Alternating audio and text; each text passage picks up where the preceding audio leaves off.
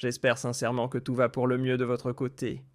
En cette toute dernière ligne droite de l'année 2025, alors que beaucoup aspirent à un peu de sérénité, le régime de M. Tebboune lui choisit une autre voie, celle de l'audace périlleuse. Oui, le pouvoir en place a opté pour des mouvements à haut risque, susceptibles de compromettre la stabilité de l'Algérie, de fragiliser sa sécurité et surtout de mettre en péril son avenir collectif. À la fin de cette année 2025, à 3 ou 4 jours avant l'achèvement de cette année, qui fut tourmentée, très troublante et turbulente pour l'Algérie, le régime Tebboune a décidé de tout simplement jouer avec le feu. Et c'est un feu qui risque non seulement de le consumer, c'est-à-dire de brûler le régime lui-même, mais de consumer et de brûler toute l'Algérie entière. Et j'appelle aujourd'hui, à travers cette émission, à la mobilisation générale. Et je m'explique très bien quand je dis mobilisation générale. Je ne veux ni de violence, ni de radicalité, ni de protestation, ni de comportement parmi les plus répréhensibles. Non. J'en appelle à la responsabilité, à l'esprit de bon sens et au patriotisme des Algériennes et des Algériens pour leur demander de faire pression pacifiquement, diplomatiquement, médiatiquement et socialement sur les autorités algériennes. Hier, le 29 décembre 2025, profitant de la ferveur populaire autour de la Coupe d'Afrique des Nations, profitant de ce moment de déconcentration, de ce moment de détente que procure à l'Algérie l'équipe nationale de football, qui s'est qualifiée d'ailleurs brillamment au 8e de finale de la Coupe d'Afrique des Nations au Maroc face au Burkina Faso, au moment où toutes les Algériennes et tous les Algériens avaient le regard braqué sur le match. Abdelmadjid Tebboune, chef de l'État, organise un très troublant Conseil des ministres pour nous parler d'une révision de la Constitution. Et cette révision de la Constitution, non seulement est un projet machiavélique et dangereux, puisque nous avons en 2020 adopté une nouvelle Constitution. Donc, il n'y a pas d'urgence ni de nécessité 5 ans plus tard pour parler d'une première révision. En plus, à la fin de l'année 2025, qui marque la fin de ce, parce que 2026, ce sera la deuxième année de l'exercice du deuxième mandat de Tebboune, à 3 ans de la fin du mandat de Tebboune. Parce que le mandat de Tebboune est censé se terminer en 2029, le mandat définitif, puisque Tebboune n'a pas le droit à plus de 2 mandats. La Constitution est claire là-dessus. Et les formulations, le vocabulaire, les mots, la temporalité, les prétextes et le contexte utilisé par le régime Tebboune pour parler de cette révision constitutionnelle. Non seulement cela prête à confusion, cela suscite énormément de peur et il n'y a pas de consensus au sein du régime lui-même, mais cela risque de réveiller un profond sentiment de colère au sein de la population algérienne. On ne joue pas avec la Constitution comme si l'on était en train de faire une partie de PlayStation, une partie de FIFA 2025 sur PlayStation. On ne joue pas avec la Constitution comme si l'on était en train de préparer un plat dans une cuisine. Ce n'est pas une chorba afrique, ce n'est pas du couscous. La Constitution, ce n'est pas un jeu. Ce n'est ni un jeu de cartes, ni un jeu électronique. La Constitution, c'est censé être une loi fondamentale, un texte quasi sacré, dont les révisions et les remises en cause doivent obéir à des nécessités impérieuses. Il n'y a aucune nécessité vitale pour revoir la Constitution.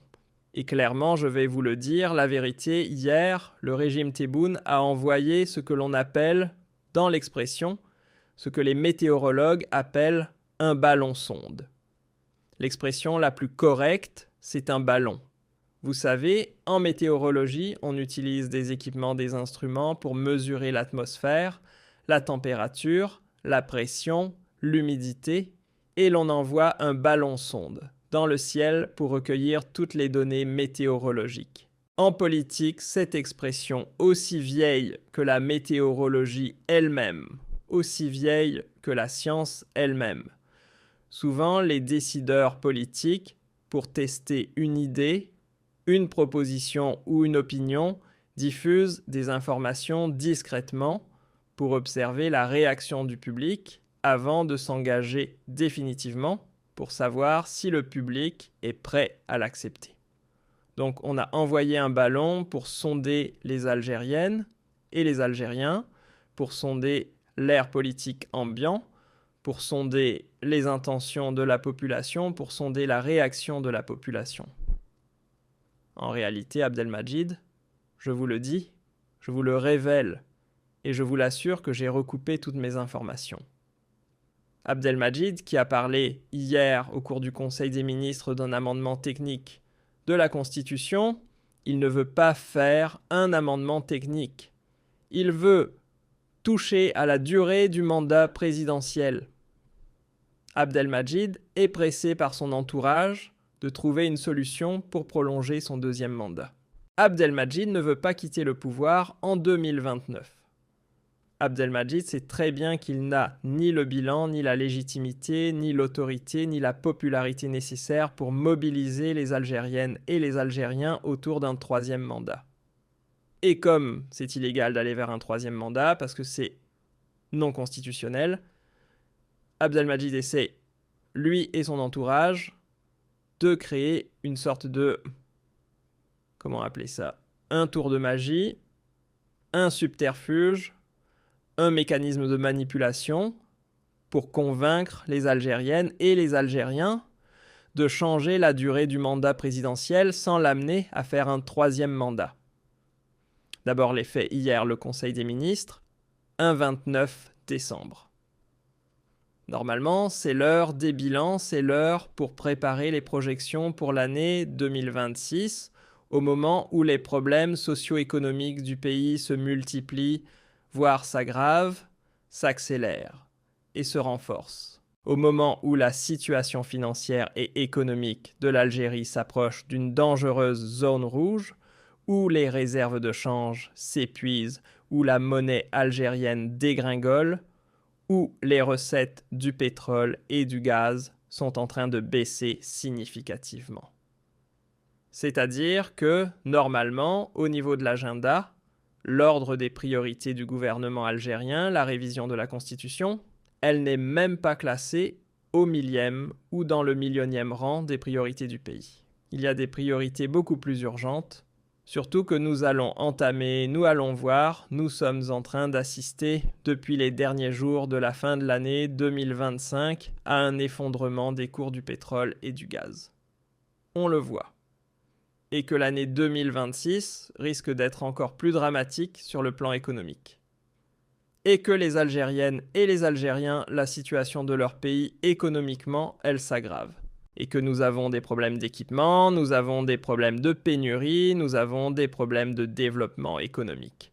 Donc parler de la révision de la Constitution à la fin de l'année 2025, cela n'a strictement aucun sens.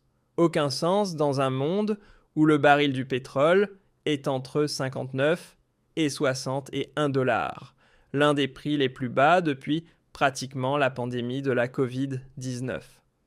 Avec toutes les conséquences que vous savez sur les finances du pays, puisque 95% de nos recettes en devises, ce sont le pétrole et le gaz.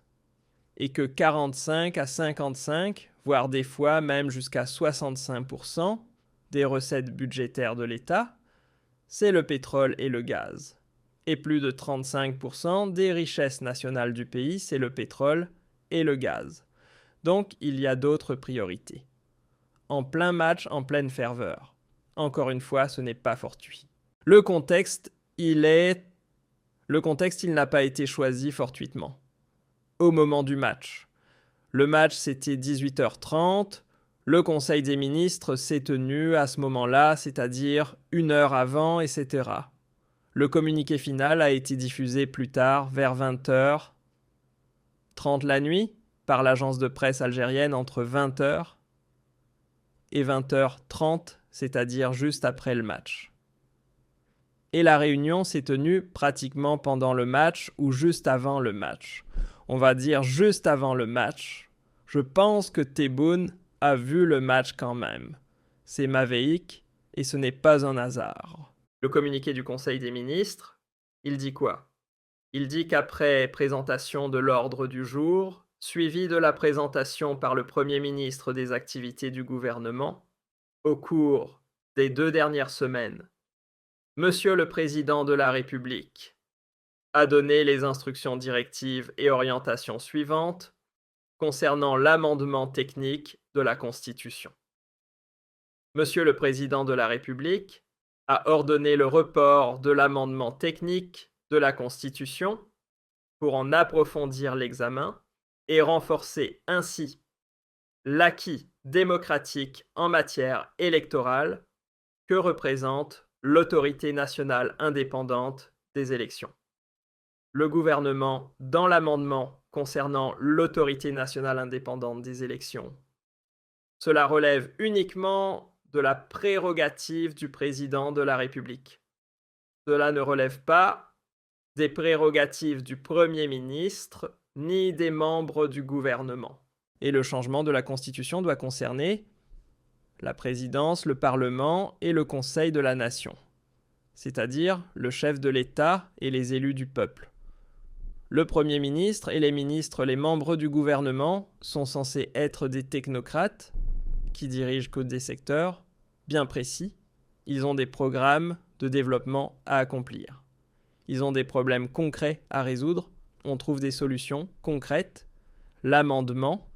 Alors, au départ, on parlait de révision constitutionnelle telle que la presse affiliée au régime Tebboune avait... Parce que avant même le début du Conseil des ministres, les médias électroniques et les médias classiques affiliés au régime Tebboune et soumis au régime Tebboune commençaient à dire « Abdelmadjid Tebboune va faire des annonces importantes concernant la révision de la Constitution ». Il y a eu le Conseil des ministres, ensuite l'annonce de la tenue du Conseil des ministres, avec parmi les points qui seront examinés à l'ordre du jour ou au menu de la réunion, la révision de la Constitution. Ensuite, on nous sort avec un communiqué final pour dire que c'est un amendement technique. Un amendement technique. Et pourquoi est-il discuté entre le président et les membres du gouvernement? Un amendement technique, normalement, il est conçu, c'est entre le président du Parlement, le Sénat, le Conseil de la Nation, la Cour constitutionnelle. Ce sont ces instances qui sont seules, qui sont censées être politiquement et légalement concernées par la révision de la Constitution. Le gouvernement ne peut pas être concerné. Le gouvernement, il a une tâche, gouverner les affaires du pays. Non pas établir, discuter, débattre ou gérer la loi fondamentale du pays. La loi fondamentale du pays, ce sont les juges, la Cour constitutionnelle, la présidence et les élus du peuple qui doivent en parler. On sait qu'Abdelmadjid Tebboune doit faire un discours devant le Parlement algérien, un discours sur l'état de la nation. Je pense qu'il l'a fait l'année dernière. C'est une tradition qu'Abdelmadjid Tebboune a faite. Je crois que cela a été fait l'année dernière, à la fin de l'année. Abdelmadjid Tebboune veut faire la même chose cette année-là. Il y aura un discours annuel qui va avoir lieu demain, le 30 décembre. Cela a été confirmé. C'est un discours qui va... Il a eu lieu déjà le 30 décembre 2024. Et donc, le 30 décembre 2025, Abdelmadjid Tebboune va faire comme l'année dernière. Il va prononcer un discours devant le Parlement réuni en congrès. Demain, le mardi 30 décembre. Les invitations ont été envoyées aux députés, etc. Ils ont été informés. Cela va s'appeler le discours annuel sur l'état de l'Union. Et selon nos informations, pendant ce discours, Abdelmadjid Tebboune était censé parler de ce projet de révision constitutionnelle. Mais comme par hasard, au moment du match de l'Algérie avec le Burkina Faso, et profitant d'un moment d'inattention, de déconcentration, encore une fois, il lance une balle en touche pour dire « Ah non, moi j'ai demandé au gouvernement de revoir. » Mais le gouvernement, je ne comprends pas. Mais qui propose l'amendement ministère de la Justice. À quel titre? Le ministère de la Justice va proposer un amendement qui a été discuté pour... c'est une question, je ne comprends rien du tout. Ensuite, on nous parle d'amendements techniques de la Constitution concernant le fonctionnement de l'autorité nationale indépendante des élections. Ensuite, on nous parle de la loi organique relative au régime électoral, la loi organique relative aux partis politiques. C'est-à-dire que hier, on n'a pas parlé de l'économie, on n'a pas parlé de la situation sociale de la population, on n'a parlé de rien qui est concret, qui concerne la population. On a parlé de partis politiques, de lois sur les élections et de lois sur le régime électoral, sur l'autorité nationale indépendante des élections. Mais c'est quoi le contexte ? Il n'y a pas d'élection législative, il n'y a pas d'élection locale. Tout est passé. Il n'y a pas d'élection présidentielle. Nous sommes à la deuxième année. 2026, ce sera la deuxième année du deuxième mandat de Tebboune. Il n'y a aucun prétexte qui légitime qu'on lance des réformes ou des changements ou des modifications de ces lois. Et des modifications qui visent quoi ? Abdelmadjid Tebboune parle d'acquis démocratique en matière électorale. Cela veut dire quoi ? L'acquis démocratique en matière électorale, ce sont des concepts fumeux, funestes, sombres, ce sont des concepts qui ne veulent rien dire. C'est quoi les acquis démocratiques ? En plus, dans la bouche de Tebboune, quelqu'un qui emprisonne et qui place en détention ses opposants pour des délits d'opinion, pour une simple critique sur les réseaux sociaux, cela paraît même comme étant une blague. Qu'est-ce qui se passe ? Ce qui se passe, c'est que l'entourage de Tebboune est pris de panique. D'abord, Tebboune a une santé de plus en plus fragile. 80 ans en 2026. Il a déjà fêté 80 ans, plutôt, il aura 81 ans à la fin de l'année 2026. A fêté 80 ans en novembre 2025. On lui a même fait un message d'anniversaire. Le bilan socio-économique est de plus en plus compliqué, pour ne pas dire de plus en plus désastreux. Il reste, après 2026, 3 années, avant la fin du deuxième mandat de Tebboune. Clairement, le clan Tebboune a peur de ce qui va se passer à la fin du deuxième mandat. S'il ne fait pas un troisième mandat, cela signifie que le clan Tebboune doit dégager du pouvoir. Mais comment il va dégager du pouvoir ? Trouver un successeur pour remplacer Tebboune et protéger leurs arrières et éviter le scénario chaotique que le clan Bouteflika a subi après la crise politique de 2019. Justement, le clan veut anticiper et éviter toute crise politique similaire à celle de 2019. Les crises politiques en Algérie surgissent même comme en 2019 à la fin des mandats des présidents. Si Abdelmadjid Tebboune ne trouve pas de successeur, il y aura une crise de succession. Et comme Abdelmadjid Tebboune, légalement, à moins de violer la Constitution, ce qui va confirmer la nature totalitaire et autoritaire du régime Tebboune, mais ce qui pourrait l'exposer à une confrontation avec le peuple. Parce que pour le moment, Tebboune n'est pas en confrontation avec le peuple. Il dit voilà, j'ai été élu, mal élu en 2019, mais quand même élu. En 2024, j'ai été élu mal aussi, avec beaucoup d'abstention, avec des chiffres trafiqués, etc. Mais mon deuxième mandat, il est légal. La Constitution me le permet. Mais un troisième mandat, ce n'est pas possible. D'abord, il n'aura pas l'âge.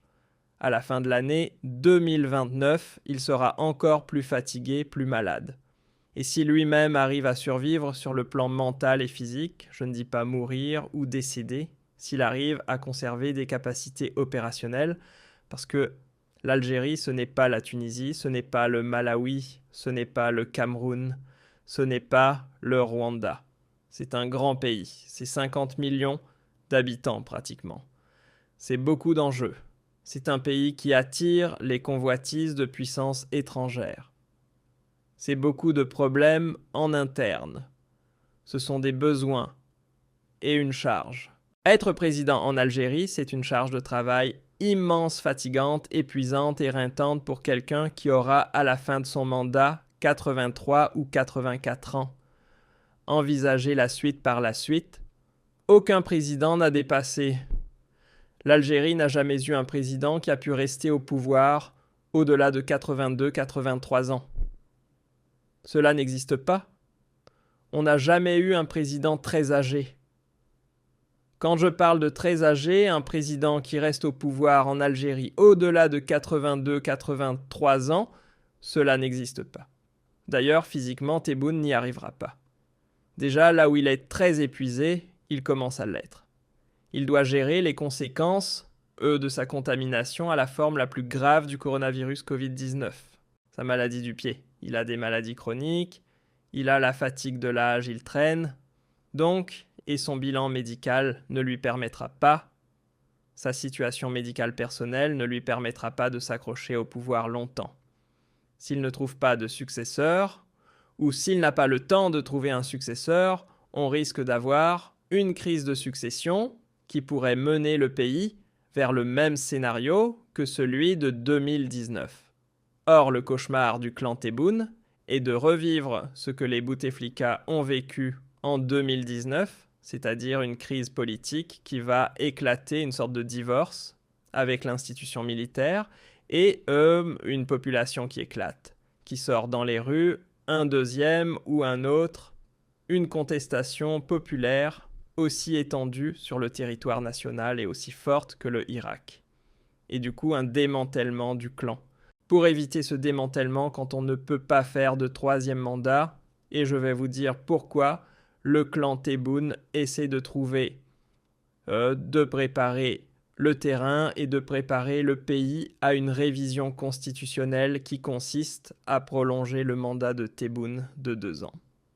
C'est le même projet que Saïd Bouteflika voulait faire avant 2019. Mais comme il n'était pas rusé, il ne s'attendait pas à ce que le Irak éclate. Il pensait qu'il allait trouver un terrain d'entente avec Gaïd Salah. Il était en manœuvre pour trouver un successeur. Il n'a pas mené ce projet jusqu'au bout. Ils ont voulu ou cherchent maintenant, ils veulent maintenant tirer les enseignements de l'erreur de Saïd Bey. Donc qu'est-ce qu'ils veulent en réalité? Ils veulent prolonger le mandat de Tebboune de 2 années supplémentaires. Ce n'est pas un amendement technique démocratique dont parle Abdelmadjid Tebboune, c'est tout simplement de prolonger le mandat présidentiel à 7 ans, de créer des mandats présidentiels de 7 ans, pour, ils vont dire, permettre au président d'achever ses programmes, d'achever les réformes, d'améliorer la situation économique, de veiller sur la sécurité nationale, de garantir la stabilité et l'unité nationale. Ils vont utiliser bien sûr la menace du Mzab, la menace du MAC, la menace des Émirats. Ils vont utiliser tout un argumentaire qui est déjà en cours d'élaboration, et leur argumentaire, il est basé toujours sur la menace extérieure. La menace contre l'unité nationale, contre l'intégrité territoriale et la préservation des acquis du pays, de sa tranquillité. Donc ils veulent un mandat présidentiel. Pourquoi un mandat présidentiel? Pour leur donner le temps nécessaire de préparer un successeur, parce que d'ici 2029, ils n'ont pas de successeur. Ils ont des noms, ils ont des personnalités dans le CRB, mais qui ne font pas l'unanimité, et ils n'ont pas la certitude que cela pourra leur garantir la loyauté de l'armée, ou pourrait leur garantir un certain suivisme de l'état-major de l'armée. Étant donné lui-même qu'il est malade d'ailleurs, on en parlera tout à l'heure, Chengria n'a pas participé hier au Conseil des ministres parce qu'il y a l'absence de Saïd Chengria hier. Cela a suscité des interrogations. Est-ce que Chengria n'a pas participé parce qu'il est malade, qu'il est absent? Ou est-ce qu'il n'a pas participé parce qu'il n'est pas d'accord avec ce projet? Ce qui a peut-être poussé Tebboune à dire dans le Conseil des ministres que nous allons reporter, nous allons examiner ou nous allons approfondir les analyses concernant cette modification que nous devons apporter à la Constitution. Pour le moment, nous n'avons pas d'informations recoupées, mais l'absence de Chengria est symbolique. Elle est symbolique et elle reflète un malaise. C'est que les tenants du pouvoir ne sont pas d'accord. Est-ce que cela l'arrange que Tebboune prolonge à 7 ans? Lui-même ne sait pas s'il va rester jusqu'à la fin de 2029 parce qu'il est lui-même très âgé, pratiquement une année de moins que... Pratiquement, il est très très malade. Il se soigne, il subit même des soins assez réguliers et sa maladie va se compliquer. Il y a les règles de la biologie, on ne peut pas échapper à la biologie, c'est-à-dire qu'ils ne sont pas immortels. Ils n'ont pas la certitude, ni qu'ils vont rester en bonne santé jusqu'à 2029. Et parce qu'ils vivent dans l'angoisse. Il faut arrêter de croire, ne pensez pas que Teboun Chengria vive confortablement, profite des privilèges du pouvoir, vivent dans la sérénité. Ils sont tout le temps dans l'angoisse. Ils sont dans la psychose. Ils sont dans le doute permanent, dans la méfiance permanente. Ils craignent des coups bas, ils craignent des retournements de situation, ils craignent des coups d'État, ils craignent des vengeances de leurs adversaires. C'est une vie stressante. C'est pour cela que leur état de santé, il sera impacté. Ils sont tout le temps mobilisés pour contrôler les uns, surveiller les autres, enquêter sur les autres, parce qu'ils savent très bien qu'ils ont beaucoup d'ennemis au sein du pouvoir. Qu'à force de persécuter, à force de réprimer, à force de ne régner que par la force, à force de ne régner que par la terreur et la puissance de la répression, on crée des ennemis. Donc il y a toujours des gens qui veulent déstabiliser, qui veulent comploter, qui veulent faire tomber. Ils n'ont pas le temps de se reposer, de profiter d'une paix intérieure. Donc ils doivent penser à leur fin. Et comme Chengria ne veut pas finir comme le clan de Gaïd Salah, il a bien vu que le clan de Gaïd Salah, quand il a été démantelé, tous les généraux de Gaïd Salah, leurs proches, y compris ses enfants, les membres de sa famille, en presque sont finis, ou en prison, ou sous contrôle judiciaire, où leurs biens ont été confisqués, en tout cas, ils ont été malmenés. Il ne veut pas que son clan ou que sa famille subissent le même sort.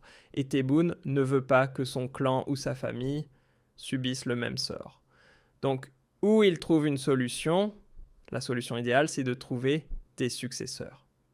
Or, ils ne sont pas capables de trouver des successeurs parce que, comme ils ont régné par la terreur et la répression, il n'y a pas de consensus. Quand il n'y a pas de consensus, tu ne peux pas proposer quelqu'un et dire « c'est lui mon successeur », parce qu'il n'y a pas de consensus. Tu dois l'imposer par la force et la terreur, mais tu n'as pas la garantie que celui qui va te succéder pourra vraiment conserver le pouvoir et pourra contrôler le pays, puisqu'on pourra se retourner contre lui et le faire tomber. La solution, c'est de gagner du temps. Gagner du temps pour trouver le consensus. Pour gagner du temps, il faut prolonger les mandats présidentiels. C'est ça le projet que porte en ce moment le régime Teboun, prolonger le mandat présidentiel de 2 années supplémentaires. C'est-à-dire que Teboun doit rester au pouvoir non pas jusqu'à 2029, mais jusqu'à 2031. Il aura peut-être, s'il survit, s'il est en bonne santé, il aura d'ici là cumulé plus de 85 ans, parce qu'aujourd'hui, il a 80 ans. D'ici 3 ans, 85 ans lui permettra de rester au pouvoir jusqu'à 85 ans. S'il survit, il est là. Il protégera toujours sa famille et son clan, et en 5 ans, il pense qu'ils vont avoir la possibilité de trouver un successeur. Maintenant, est-ce que Chengria approuve cette feuille de route à 100%?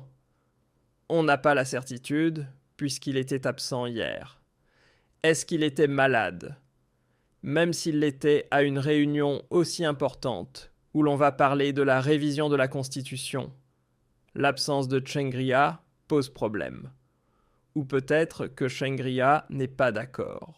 On sait très bien que c'est une très mauvaise idée, qu'elle risque de susciter la colère de la population, et qu'il faut peut-être accélérer l'identification d'un successeur dès maintenant, pour ne pas retomber, pour ne pas subir une crise politique comme celle de 2019. Parce que la population pourrait effectivement éclater de colère sociale. Détérioration des conditions économiques et socio-économiques, augmentation de la pauvreté et frustration collective, qui pourrait se greffer à une colère profonde. Que pourrait ressentir la population algérienne si Tebboune reste au pouvoir pour un 3e mandat, se dire « on s'est fait avoir ». Tu nous as dit en 2019 que tu es différent de Bouteflika. Tu nous as dit que tu es contre la dictature. Tu nous as dit que tu es pour le peuple et que tu es avec le peuple. Et là, tu veux manipuler. Tu as trahi le peuple et tu veux rester pendant un 3e mandat. Tu es un dictateur comme Bouteflika. Et là, le peuple algérien pourrait se révolter légitimement. Sauf que le 3e mandat, ils n'en veulent pas pour une raison très claire. Parce que quand on lit la constitution algérienne, on va voir les articles.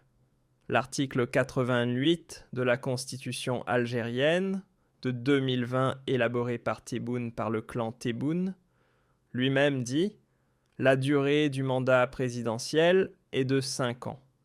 Nul ne peut exercer plus de 2 mandats exécutifs ou séparés.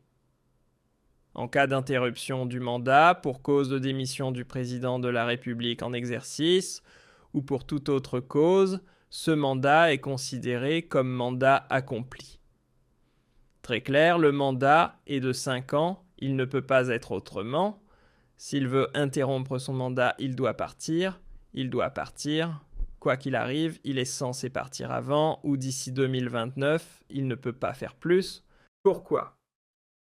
Dans l'article 223 de la Constitution algérienne, c'est un article qui encadre les révisions, la révision constitutionnelle. Que dit cet article ?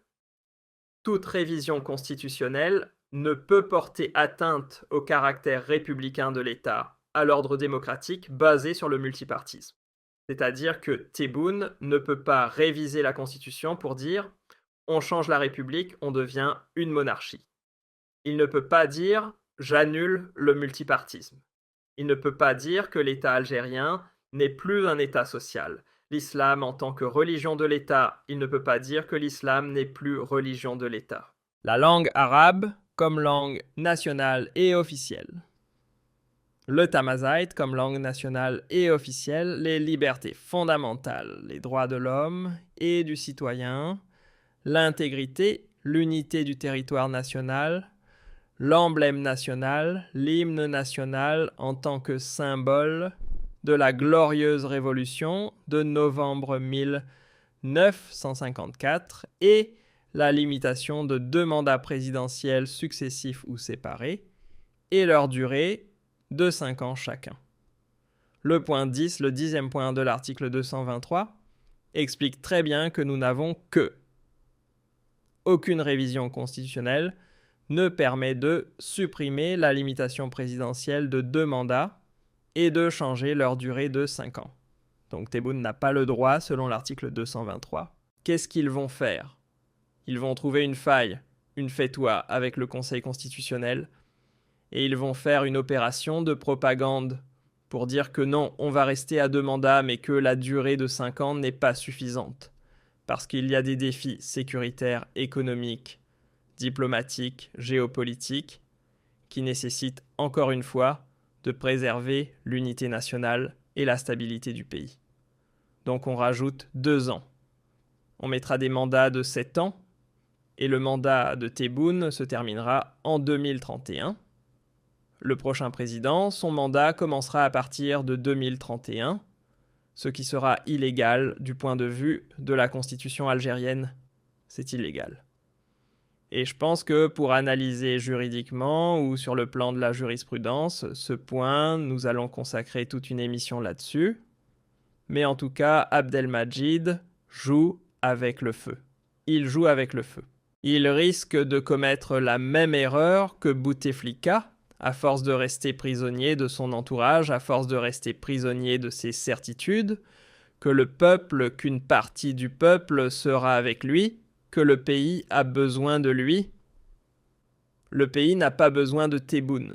L'Algérie peut enfanter d'autres hommes qui pourraient diriger le pays et le mener vers le bonheur et l'épanouissement mieux que Tebboune. L'Algérie n'a pas besoin de l'homme providentiel.